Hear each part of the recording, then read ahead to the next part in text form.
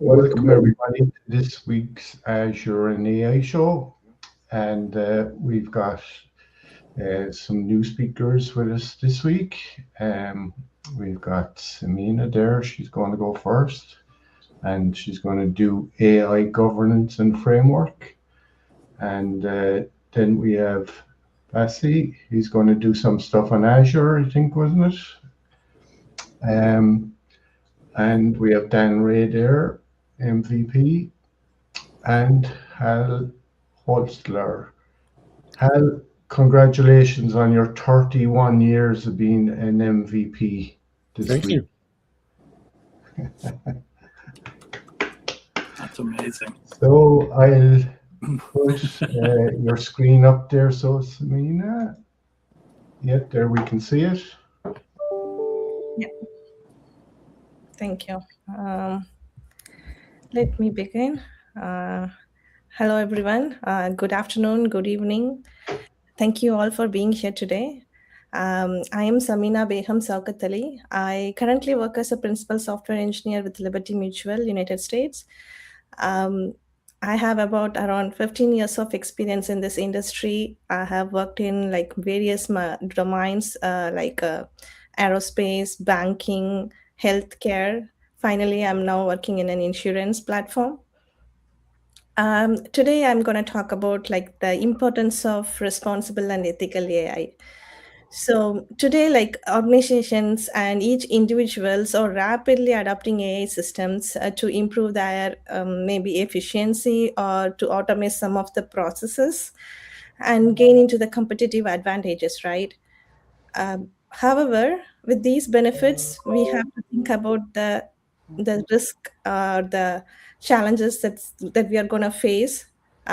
So we are going to explore what does AI governance means and why organizations are investing heavily in governance frameworks nowadays. Okay, let me tell about high level on what is AI governance. It's nothing but refers to a set of policies or standards, you can call it standards or controls, and kind of an oversight mechanism used to ensure that AI systems operate responsibly and safely. So here the goal is not to slow down the innovation. So instead, governance helps organization maximize the benefits of AI while minimizing the risk. Why? Because we know, right? We are using AI models for everything in our day-to-day life, if even for the companies that they are adopting AIs. AI does a lot of decision making for us. So the main question here is, who is responsible for those decisions made by AI, whether that AI itself or the companies that is being representing the AI or the person who is using that AI models. So that is the main question and main problem here. So here we have to visualize who takes the accountability, who takes care of the compliance, who takes care of the data security lies behind that. So that's where our AI governance comes into the picture. So a strong AI governance framework helps any organizations to ensure their AI systems are ethical, transparent, reliable, and most importantly, compliant with the regulations. That's why we have to have AI importance. It's not like a add-on. It has to be necessary for nowadays for every organization. Let's talk about why AI governance matters. So AI governance actually defines who is responsible for the AI decisions, how the AI systems are monitored, and what are the controls in place if there is any issue occurs. So in many ways, AI governance act as an operating framework that keeps AI systems aligned with the business goal, legal requirements, and the customer expectations. So strong governance frameworks build customer trust. So if the customer has more trust in the AI products that they are using, that results in the brand reputation, right? So here accountability not only boosts the adoption of the AI, but at the same time, we are getting the brand reputation. So many companies which are now leading in the responsible AI practices are getting the best benefits, especially in the regulated sectors like healthcare. The robust governance has seen up to 30% market share gain. So beyond reputation and trust, governance also ensure that regulatory readiness, like there are policies like EU AI Act, which we are going to see in the later part of this presentation, and emerging global standards with respect to AI systems. So I would like to talk about on high level how the AI systems work so that we can know why the AI governance is more important. AI models, there are a lot of AI models. So those AI models learn the patterns from the human generated data, right? Even any AI model, if you take that would have been some human would have been behind there. So that data may be structured or unstructured or in any form, like image, videos, emails, text, SMS, anything.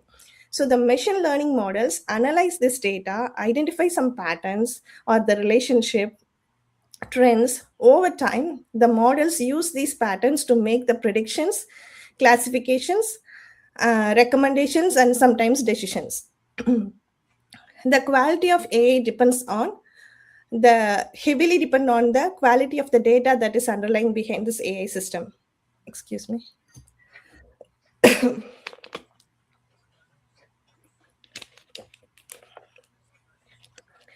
So if the data that is being used to train the AI model is incomplete or inaccurate or biased or outdated, the AI system may produce harmful or poor results.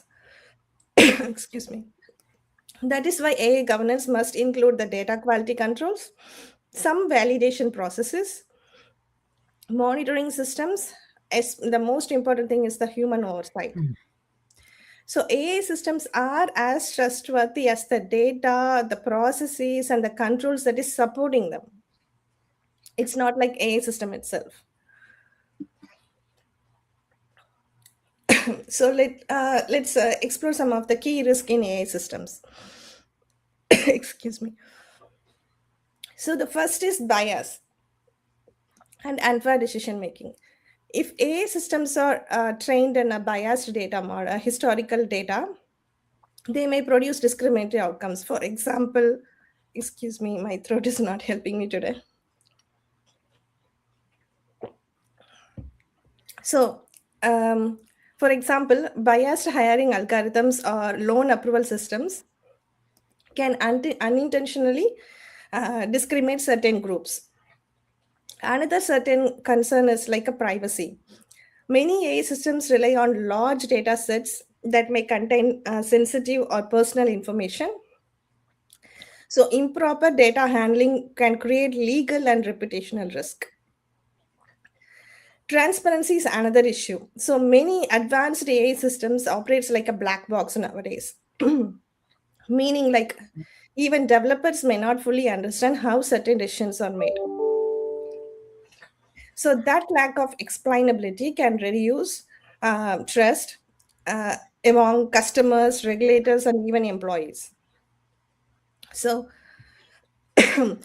poorly governed AI systems can lead to a lot of financial losses, security incidents, and legal liability, brand damage. So these are the major risk in AI systems. We can go on for a lot more because see, like we have seen like nowadays AI models are hallucinating, and also that there is a thing called model drift, right? Over time, the technologies has been creating like a real world condition changes, business evolves, so AI become less accurate and reliable if they are not retrained or monitored properly. So, as AI adoption grows, governance becomes like it's not just a technical requirement, but it's a business necessity. So, governance challenges organization phrase. So, nowadays, like although many organizations recognize the importance of AI governance, but the implementation is not that easy. So one challenge is like speed of AI adoption. Like nowadays, many organizations like deploying their AI systems or solutions faster than governance teams can establish controls. So like another challenge is like scaling. Large enterprise may have hundreds or even thousands of AI systems operating across different departments and geographies. So monitoring all these systems consistently becomes extremely complex. So um, now that's the reason organizations struggle with evolving regulations. And another main issue is like consistent ethical standards, maintaining the consistent ethical standards.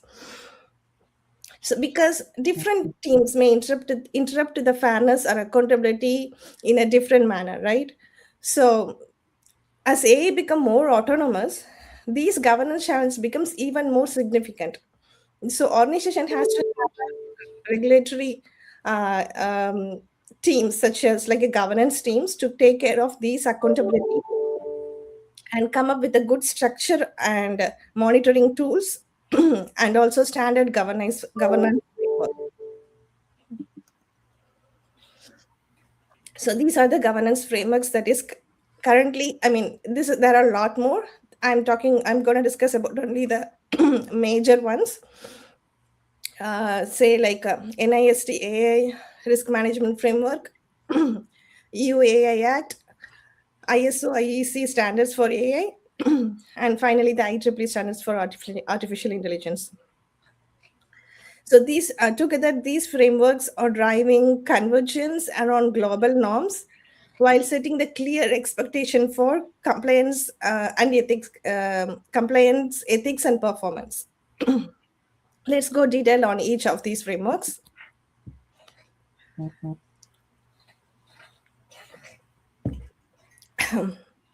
Okay, NIST risk framework is one of the major or most important framework currently guiding organizations building trustworthy and responsible AI systems. This was released on January 2023. It's actually developed through consensus over 240 organizations. It mainly focuses on trustworthiness.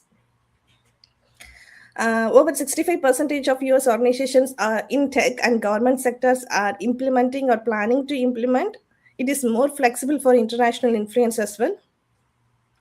What makes this framework more powerful is like it treats AI governance as a continuous life cycle rather than a one-time compliance activity. So this was introduced by NIST, the National Institute of Standards and Technology, is to help organizations organize, assess, or govern AI risk in a structured and repeatable way. Another most famous one is like EU Act. We all have been heard about it. This is one of the world's first major AI regulations. It uses like risk-based approach, meaning like AI systems are classified based on the level of harm they may cause. At the top, we see the unacceptable risk, which includes the banned AI applications such as social scoring, manipulative AI systems, certain biometric surveillance technologies. Next is the high risk one, which applies to the systems used in areas like healthcare, hiring, credit scoring, critical infrastructures. These systems must meet strict compliance, um, transparency, security, and human oversight requirements. The third one is the limited risk, where systems like chatbots, AI-generated content must clearly disclose that users are interacting with the AI. So at the bottom is the minimal risk, where it's like spam filters, recommendation systems that are mostly unregulated. So overall, this AU-AI Act claims that aims to protect that people improve transparency, ensure the compliance, and build trust while still supporting the AI innovation. This one was published around July 2024. It's entered force in August. it's going to be fully enforced by this year, 2026 August. This is very serious because non-compliance with this act leads to penalties up to like 40 million US dollars, or 7% of the company's total worldwide annual turnover, depends on whichever value is higher. Next one is the ISO IEC standards. This is also a globally recognized framework for building and governing AI. It helps organizations establish accountability, transparency, and continuous improvement using a plan, do, check, act model, if you see here. And the right side, we have the code standards portfolio. And at the bottom, we see the interoperability of ISO IEC to 27001. And also ISO 42001 does not replace the existing or the traditional information security standards, but it extends them to the AI specific risks such as the bias, privacy, all those things that we discussed. So overall, these standards helps organizations create trustworthy and globally aligned AI governance. The final one is the IEEE standards for artificial intelligence. So IEEE have a lot of standards and certifications benchmarking the best practices. First one is for ethical and AI society, which is 7000 series, and technical performance and benchmarking. The third is the safety and privacy management.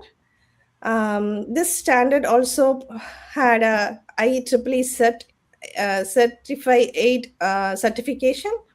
It's a credential programming that evaluates the AI systems for transparency, accountability, bias, and privacy protections. So overall, IEEE standards helps organization build AI systems ethical and reliable, mostly aligned with the global best practices. Yeah.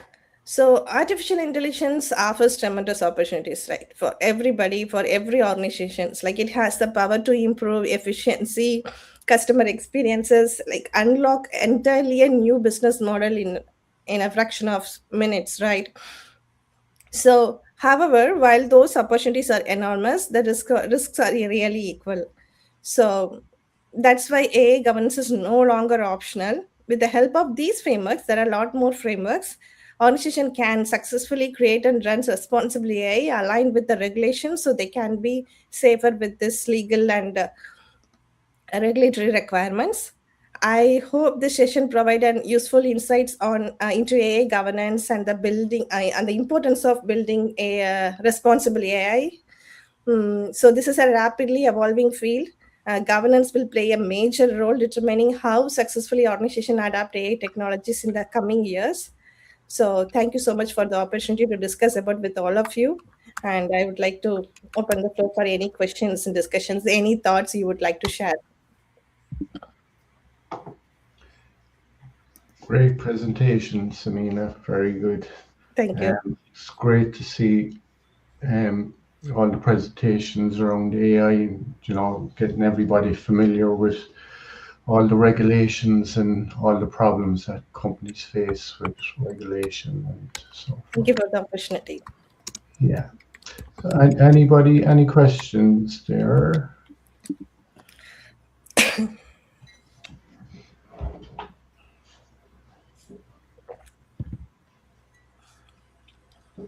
No questions, so you're off the hook. Thank you. Hey, Bassi, do you want to try and share your screen with us there? And I see Dan has shared your LinkedIn there, and we'll just throw it up on the screen. All right. There. That's Seena. There you go. I'm about to share my screen right now. Okay.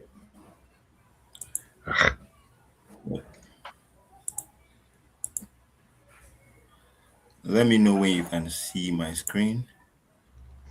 Yeah, there we go. We have you on the screen. Yeah. Okay. I believe you can see my screen. Yeah, perfect. All right. It's so good to be here back again. Frank, I'm so happy for you to have me back here. It's been amazing. It's gonna be an amazing session. Thank you so much. Thank you, Dan Ray. Thank you, Opeyemi. Thank you, everyone. So my name is Ibered Mbasi. I'm an M365 administrator for ABCL Cloud Computing and AfriMine, and have experience supporting modern workspace environment and managing cloud infrastructure across AfriMine and ABCL Cloud, specializing in identity management, security governance, user lifecycle administration, and ensuring seamless collaboration across M365 services. Basically, my topic today has to do with M365. So, and I have industry recognized certifications like AC300, AC305, and AC104. This can actually scan this to get to my LinkedIn profile and connect with me. You can also get access to my YouTube where I drop content regularly on a different aspects. So basically, today I'll be talking about administrative units in M365 and restricted management units in Entra ID. So before I go into that, what exactly are administrative units? They are logical containers that are group users, groups and devices into defined administrative scopes. So basically, they are just logical containers that, for instance, let's say you have an organization for like a school that has different faculties. I know you have like M365 tenants and you have roles, you have administrators in your tenants like the global administrator, the user administrators, and the rest. Then you have different faculties in your organization like schools, and you want it to be such that for a particular faculty, there is an administrator that is scoped to be responsible for users in that faculty. That's where the creation of administrative units comes in. They are very, very pivotal. They also help with enforcing the principle of least privilege. How that whatever scope, whatever influence the person is given to, or whatever access or role the person is assigned to, his jurisdiction of influence or his sphere of influence, or whatever what he can influence is just the administrative unit and not the tenant itself. So it's a very, very important feature in M365. The grant administrators permissions limited to specific units and not the entire tenant. And this principle of least privilege is being enforced when you set up administrative units. Then why exactly do we need to use administrative? Why is it important? Because it protects sensitive departments like the HR, the finance, the executive account from general administrative access. Not everybody can have access to everything. It's segmented, it's restricted. We make sure that those that have access to things are those that we desire to have access to things. Then it limits help desk access, so staff manage only their assigned scope, reducing risk. So in a way, it can limit the access of the help desk so that those that are managing different faculties, for my illustration, let's say we have a school and we have a faculty of law, faculty of engineering. I want it to be that there is an admin that is in charge of faculty of engineering. You can create an administrative unit and give that admin an ability to manage that particular faculty. So everything that pertains to users, groups, or devices in that faculty will be managed by a particular person, while you as the tenant-wide administrator also have the ability to oversee what is going on or audit things. Now, you also reduce tenant-wide privileges. So if you are looking at reducing tenant-wide privileges, administrative units are very effective. Instead of broad permissions, you just reduce it, streamline it to a particular unit, and it's effective. Now, it improves compliance with clear boundaries that support governance and audit requirements. So basically, it gives boundaries. You know that this is the boundary. If for any reason there is actually a breakage or an issue arising from a particular administrative unit, it's easy for you to troubleshoot it, knowing that the people that have access to that unit or have the influence to effect changes there are the administrator that you scope to that particular unit. So it also helps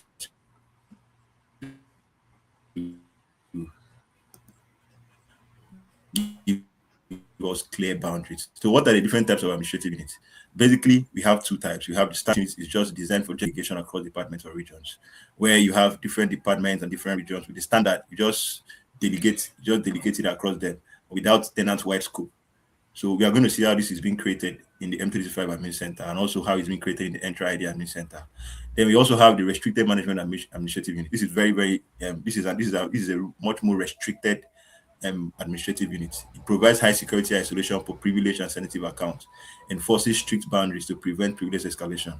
Now, basically, one of the features of this restricted management administration is that even though you have an M365 tenant and you're a global administrator, which means you have full access, without being scoped to effect changes in the restricted management administrative unit, you cannot effect changes. For instance, let's say you want to reset the password of a user that has been added as a member of restricted management administrative unit. The only people that have the privilege or that have the right to reset those passwords are people that are actually scoped to be admins in that AU, that restricted management AU.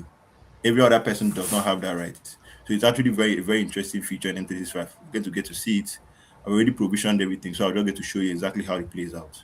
So now, what are the prerequisites? What are the things that are required for you if you're using M365 in your organization for you to be able to effectively enforce administrative units? You need to have Entra ID P1 or P2 license. You need to have a global or privileged role admin. Those are the two roles that actually give you ability to create and manage to create the administrative unit.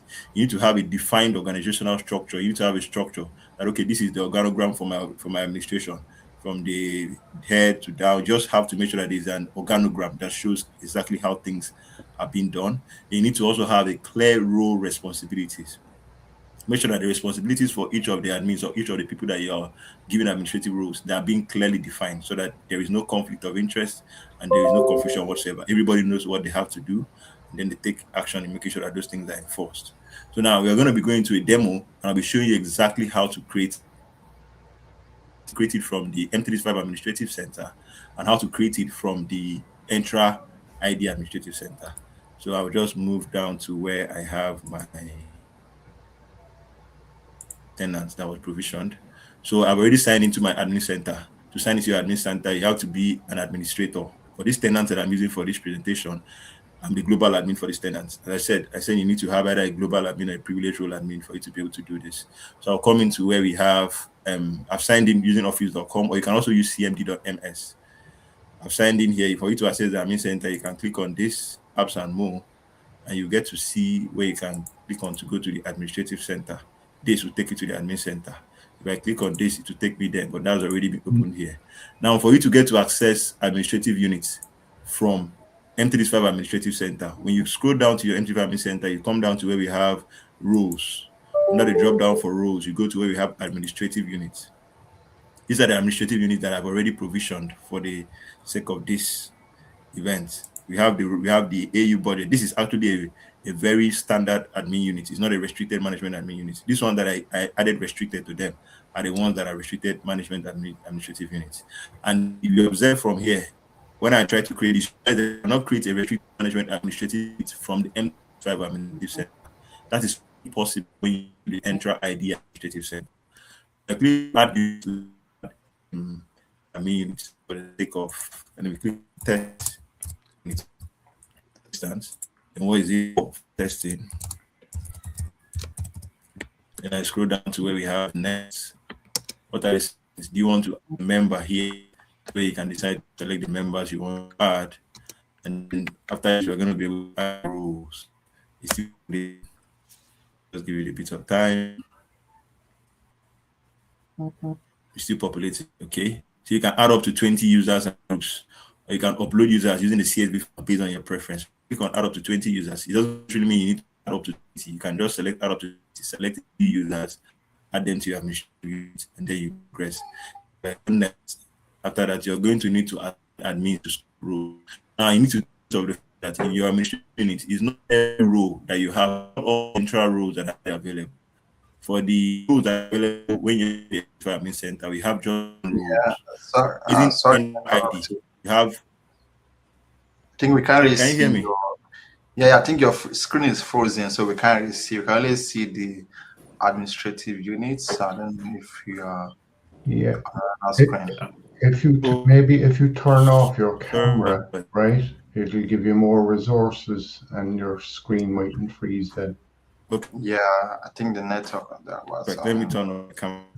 Turn off your camera, yeah, and see. Can you click on your screen now? Just move. Maybe stop sharing.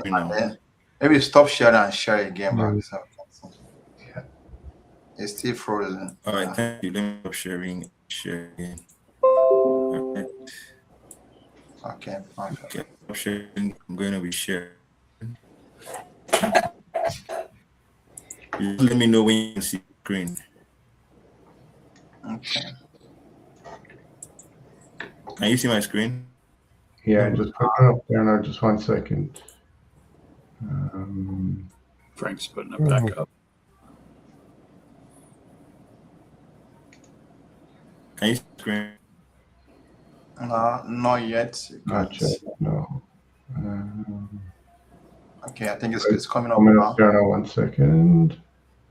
Yeah, there we can see it there now again. Yeah, cool. Can you see my screen? Yeah. Yes, you can see your screen. Yeah. All right. Thank you very much.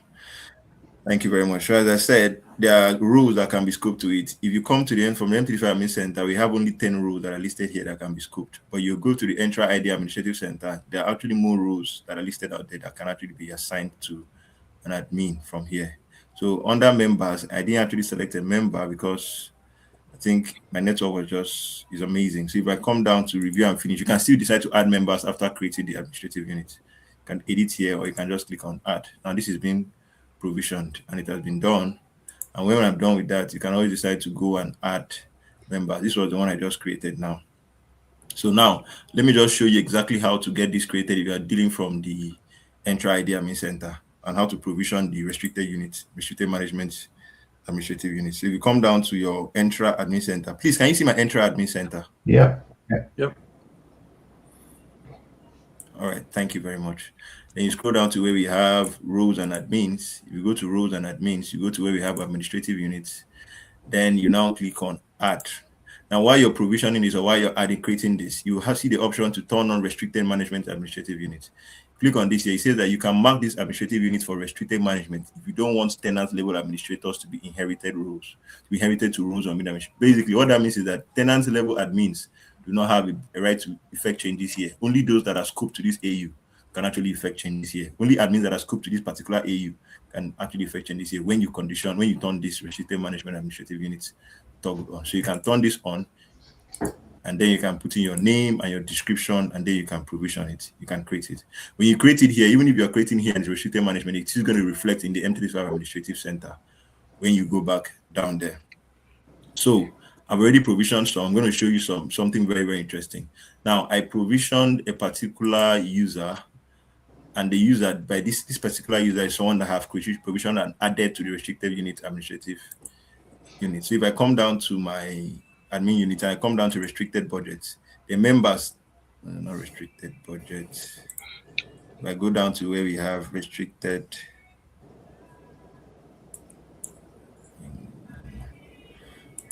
audit, no, not audit, it's budget that guy is in. Restricted budgets. Sorry, my network is just amazing today. It's going to take a bit of time, but it populates. Let me see what I can do from here. I click on this user and I try to check exactly what it's going to get to be revealed.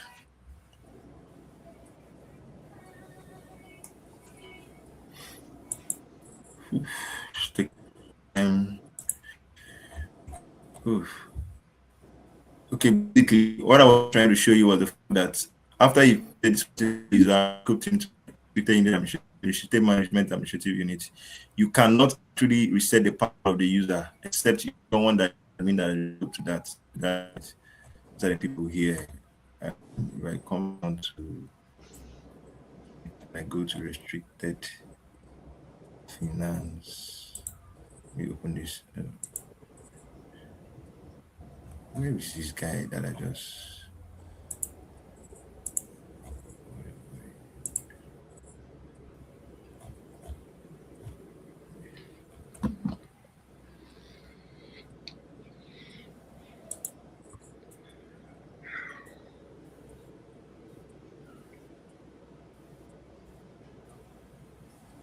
Okay. Please, can you still hear me? Hello? Yeah. Yep. Just wait. All right. Sorry about the network glitch. It's taking a bit of time to populate. Yeah. Yep. But okay. I had actually provisioned an administrative unit before, and I had assigned an admin for that administrative unit. So if I come down to where I created it, this was the administrative unit I had provisioned called restricted budget, and I had scoped this user able to be the admin, the password administrator for this unit. Able, that's his name. So these are the people that are here now. He's the one that has the ability to reset the password of these particular people. If for any reason the global admin, who is a tenant-wide administrator, tries to reset the password of these people here, it will not get to go through. So let's try that immediately and get to see it. I come down to here and I come to my users and I go to that user I'm dealing with. try to reset the password. Do not forget, this is the global administrator here trying to reset the password of a particular user who is scoped to the administrative unit. And I try to reset password, and I click on reset password. You're supposed to get an error telling you that it's null, because this person is actually being added to a restricted management administrative unit. But if you go to, he said no, you can't reset it. You could not reset the password for this user, even though you're a global admin. If you go to the Entra and try to check, it's going to tell you that this user is a member of restricted management admin unit. Management rights are limited to administrative scopes on that admin unit. So if I decide to say, okay, fine, I want to reset the password and I want to use this able, that is an admin there, and I click on this particular user, then I try to reset the password before. And then I go to where we have reset password. It's taking a bit of time to populate. I go to reset password, and then I try to reset the password. You realize that will be successful because this particular user has actually been scoped to be an admin in this tenant, in this particular administrative restricted management administrative unit. So that's just basically what I needed to show you about that. So I've talked about how that we have adding members, how you can open the admin unit, navigate to identity, administrative unit, select your AU, you can add members, you can save, you can confirm your selection. I've talked about the roles that you can assign. Open AU roles and administrators, you can access role assignment within the admin unit, you can select a role and assign an admin. Permissions apply only within the AU, never tenant-wide. The restricted management admin units, I've spoken about it, that we have privileged and sensitive accounts. We have the executives that you do not want people to unnecessarily effect changes in those accounts. You can add them to restricted management AU, and those accounts are going to be are protected. Strong isolation, strict boundaries, prevent tenant-wide privilege escalation, high security isolation. Only designated privileged admins can manage members within the restricted management administrative unit. So best practice is that you should use standard AUs for general delegation and use restricted AUs for sensitive accounts. You should apply least privilege rules. Make sure that the rules you are assigning are rules that they need to effect changes, nothing more. Then review administrative unit membership regularly and combine with privilege identity management and conditional access, and then auditing. So thank you very much for having me here. I really, really appreciate it. Thank you very much, Frank. Thank you very much, Dan. Thank you, Opeyemi. Thank you so much, everybody.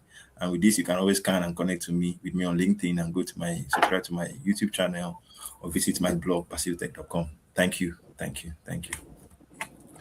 Yeah, so very good presentation, and it worked out well in the end. So we have, 1 second there now, we have somebody from the LinkedIn. Right, so I'm just going to show it up on the screen there, you'll see it.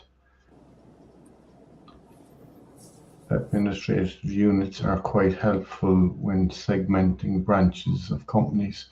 It allows the implementation of least privilege, and the separate units handle only their own administration independently. Yes, that's a comment, I believe, and it's actually very correct. Yeah. The comment. That's good. So it's great to see that there is people actually out there on LinkedIn that's actually watching in every week. So yeah, thanks very much for that. Any questions, anybody?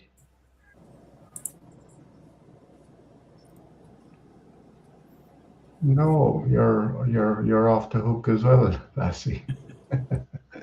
No questions. Thank you very much. Thank you. Yeah. Great presentation. Thank you. Just one question. Entra is the new name of the old what do they call it? Azure Active Directory. Azure Active Directory. Yeah. Was there very big changes definitely in Entra compared to application directory? Say that again, Frank. There wasn't very big changes when they changed over, or is it still kind of more or less the same, isn't it? I would say they've added to Entra. Bassi, I don't know if you have other thoughts on it's been maybe 2 or 3 years. It's been a little while. Yeah, definitely. It's been a while, and there have been changes, there have been upgrades that have been added. Nonetheless, there's some things features that have been added that were not there. So it's been a while. making changes. Yeah, so there we have. Thank you for your session, and very insightful. And we have, this is Opeyemi, amazing session. It's on the YouTube. So yeah, it has been picked up okay.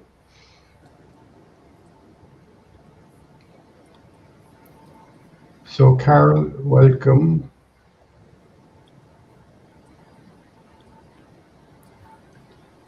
Hey, Carol.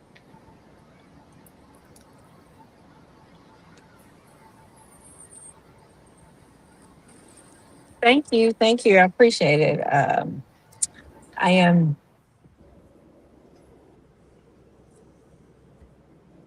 I'll just show this on the screen here as well. Yeah, I think that's the introduction from the Entra blog of these restricted management units, administrative units. So that might be an example of something that's come since Azure Active Directory. Yeah, thanks for sharing that, Dan. No problem.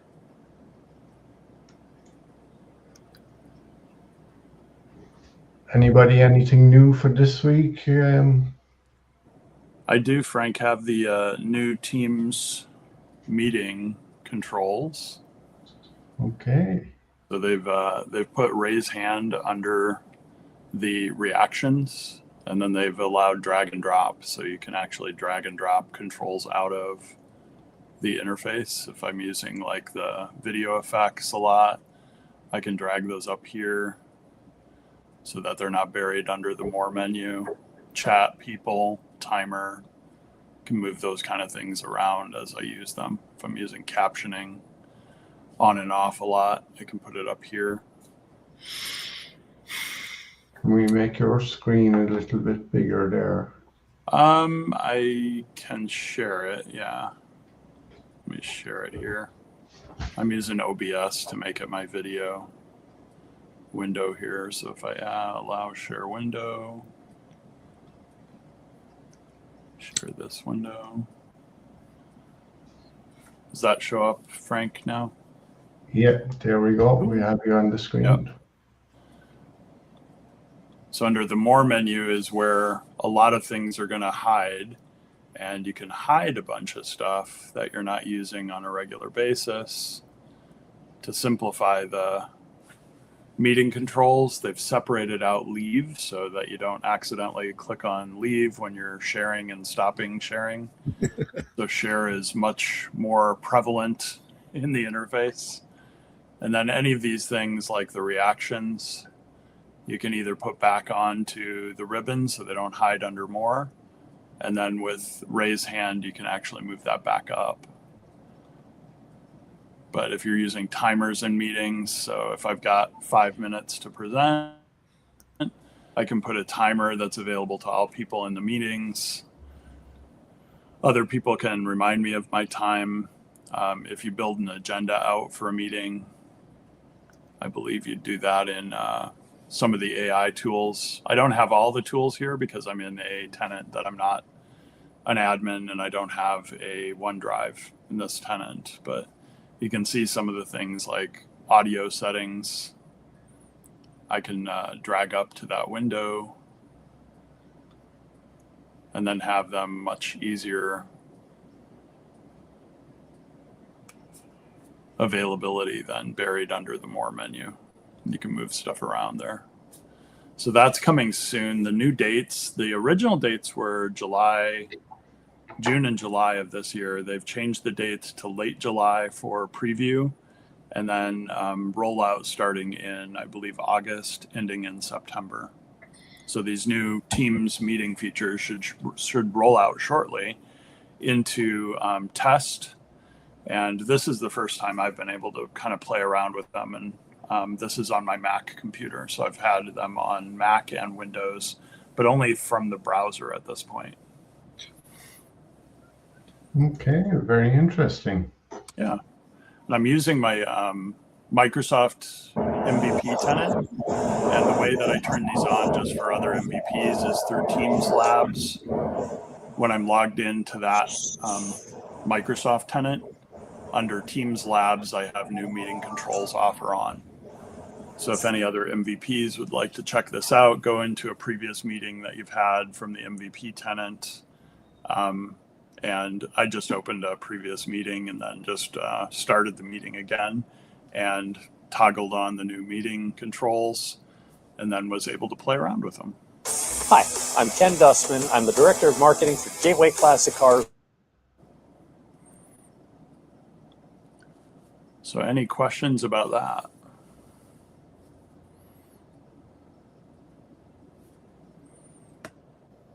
No questions. Actually, wait a second there.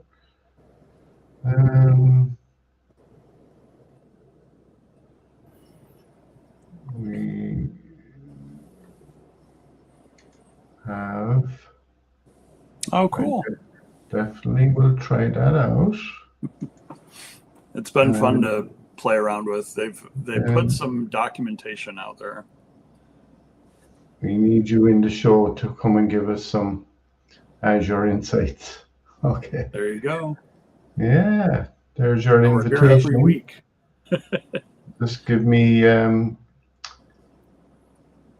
DM me on LinkedIn and we can add you for next week if you're available. Yeah. Yeah. It'd be awesome. Yeah, it'd be great to have kind of a bit of a mix, some more stuff from Azure and that. Carol got knocked out again. Here she's back. Oh, cool. Yeah, so I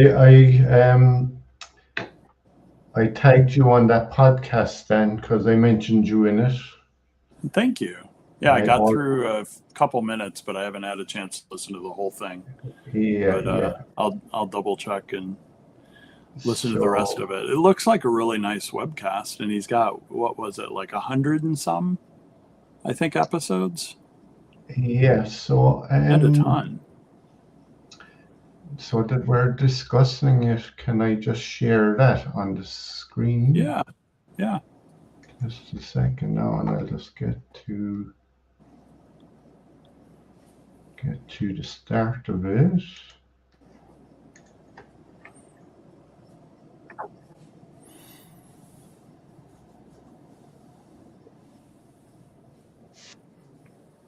Just a second now. Just probably get a picture up of it on.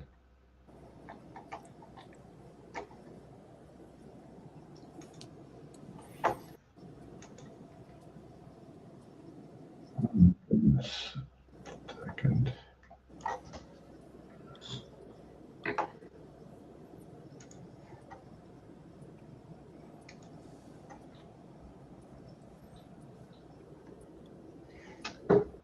So I'll just share my screen with there just for a minute or two, and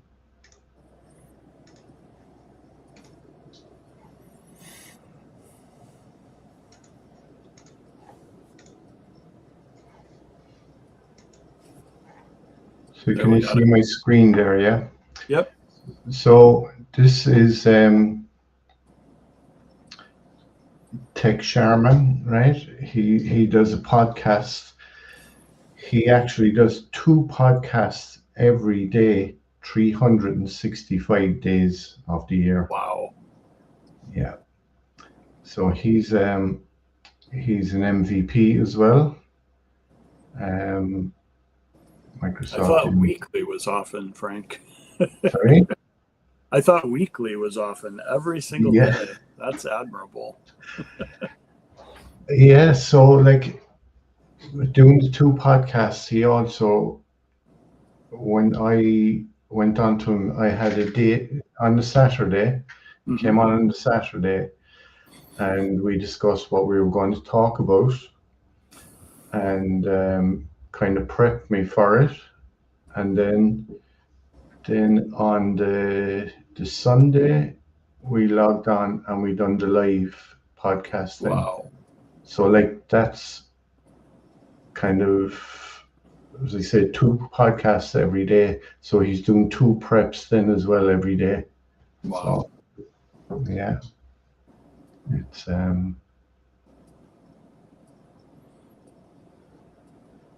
so that's It's on YouTube, right? yeah. That's where I accessed it. I commented on it too.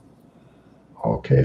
So anyone go on to it, and just, even if it's not just for me, it's for Tech Sharman, his podcast, like very dedicated 2 podcasts every day, 365 days of the year. Yeah. He also asked me I subscribe to. Yeah, and if you subscribe to him. So there you've got a mention here, Dan. Special thanks to Dan Ray, Frank Smith, Amelia Hernández, and Amy Diamond, whose guidance and support played a definite role in my journey to the MVP. So yeah, so that is what I have to share with you anyway. That's awesome. Yeah. Yeah, it's interesting how many people are making content and hosting podcasts and collaborating with others. It's just, it's very interesting as you look at that web of, like Frank, you've met Amelia, right? And I've met Al and Carol and Opeyemi in London, and Aberdeen, I don't think we've met yet, but there's been so many opportunities to like get together in person at different things. Yeah. So we'll probably get an option to meet Opeyemi, Stephen. Yeah. Do you think you'll go to the MCT in Dublin next year?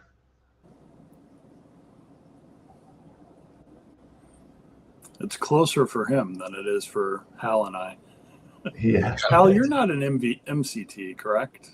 No, just the plain old MVP. Yeah. Well, you're doing plenty for community. MCT is interesting because if you're not teaching classes, there's really no reason to pursue the MCT. But teaching in different avenues, right, for community members and mentoring, and that's still a type of a form of teaching, I guess, is a way to think of it.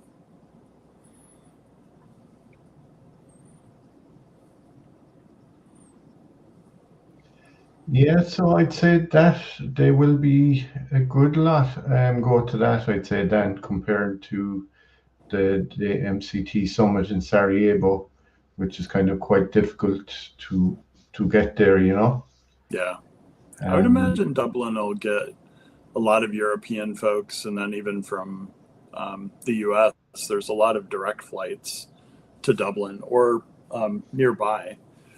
So a lot of times my trick is I just look for the flight to get over to Europe, and then I figure out where I need to be in Europe after I get over there. Yeah, so like in Sarajevo, it was on the Tuesday, but I had to fly there on the Sunday because there wasn't flights, 2 days beforehand.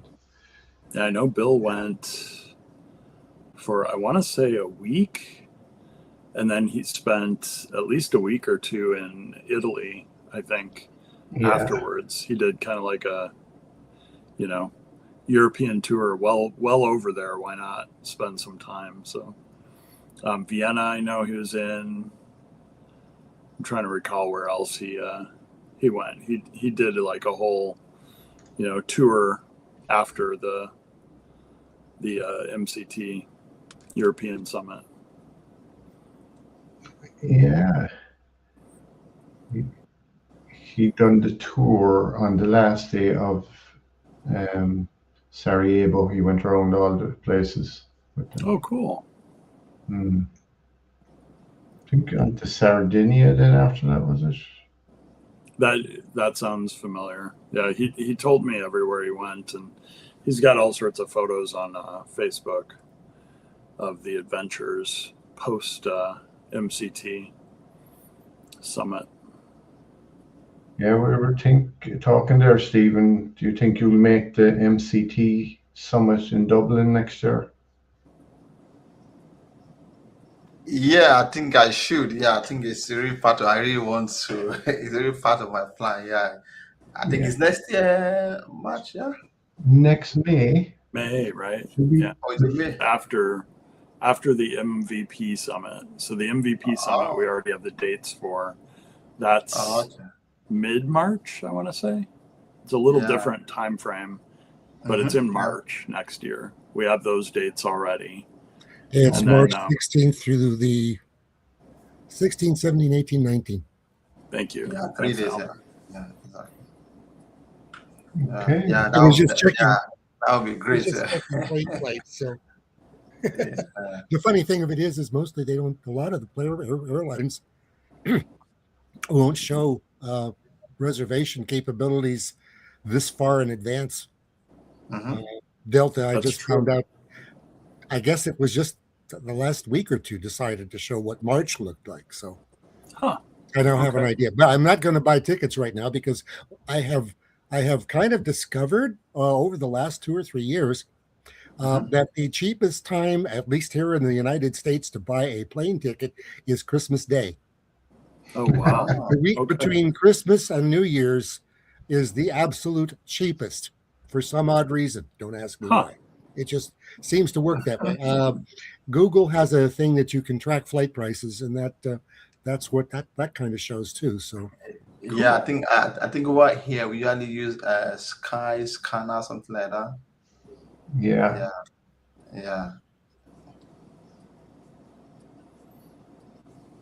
But anyway, I'm definitely going to be at the summit. So see all you there then if you decide to come.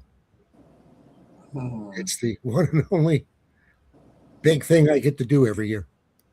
Yeah, that's good. Yeah, I know Fiona went last year, but when she looked at getting the flight out of Dublin to Redmond, it was €4,000. Wow. Ouch. You know, it's expensive. Wow. Yeah. That's the other trick that might work is, remind Fiona. I mean, nobody likes layovers, but sometimes getting to whether it's New York or Chicago or, even Los Angeles or somewhere in the United States might have a cheaper flight. And then, she can always visit there if she wants for a day or two and then, fly out and come up to Seattle. But, I'm not sure if that's the same as us going over to Europe, but a lot of times I'll find a flight to a particular city like Dublin versus Madrid or, London or, wherever I want to go. But once I'm over there, the flights are so cheap that sometimes it's worth the savings from, just getting on the long flight. And then being comfortable on those long flights, I have decided is worth the extra money. Definitely, yeah. But she got a flight anyway from Amsterdam. Okay. For about 1,000. Okay, that was the option to keep it reasonable. Was Amsterdam? Yeah. So look, we're up on the hour anyway. So I'll end the live show. And we'll be back here again next week at the same time. And sounds hopefully good. We'll get some new speakers. Anybody has anything, let me know. And Abasi, you have access now to the Excel sheet. If you want to do any talks going forward. Yes, definitely. If I want to do a talk, I will just have to write it in the Excel sheet and then we're good to go. And the same, Seena, if you want to do any talks going forward, you have access to the thing, just pop in there and we'll be happy to have you on again. Yeah, sure. Thank you, Frank. Thanks very much. So I'm just going to end the live show. As we say, thanks everyone. Has been a pleasure as always.